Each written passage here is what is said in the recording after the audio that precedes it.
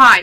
கண் புரை அறுவை சிகிச்சை செஞ்சு லென்ஸ் வச்சதுக்கு அப்புறம் வரக்கூடிய ஒரு சின்ன பிரச்சனையை பத்தி இன்னைக்கு பார்க்கலாம். எப்பயுமே பிரச்சனை என்ன அப்படின்றது தெரிஞ்சாதான் அதோட சொல்யூஷன் என்னன்றதும் நம்ம தெரிஞ்சுக்க முடியும். வணக்கம், நான் டாக்டர் சரியு காயத்ரி, த ஐ டாக்டர்.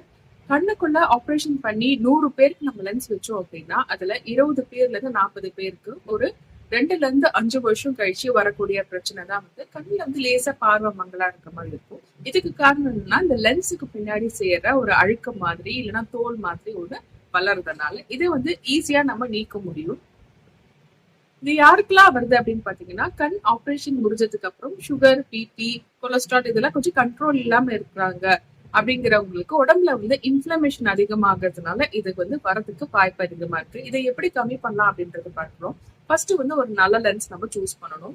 நம்ம ஒரு ஃப்ரீ சர்ஜரி போறோம் இல்ல லவ் குவாலிட்டி லென்ஸ் நம்ம எடுக்கிறோம் அப்படின்னா பாத்தீங்கன்னா இந்த அழுக்கு செய்யறதுக்கான வாய்ப்பு அதிகமா இருக்கு. இந்த லென்ஸ் ஒரு ஸ்கொயர் எட்ஜா இருக்கு அப்படின்னும் போது இதோட வாய்ப்பு கம்மியா இருக்கு.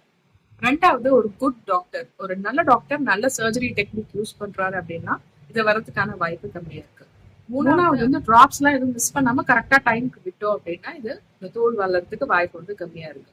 இதோட சொல்யூஷனும் ரொம்ப சிம்பிள் தான். சென்டர்ல பாத்தீங்கன்னா என்டியாக் அப்படின்ற ஒரு லேசர் கொடுத்து அந்த தோலை நம்ம நீக்கும் போது இம்மீடியட்டா அவங்களுக்கு ஒரு 5 to 10 மினிட்ஸ்லயே நல்ல பார்வை அவங்களுக்கு கிடைக்கிறதுக்கு வாய்ப்பு இருக்கு. இது போன்ற நல்ல வீடியோகளுக்கு ஸ்டே கனெக்டட்.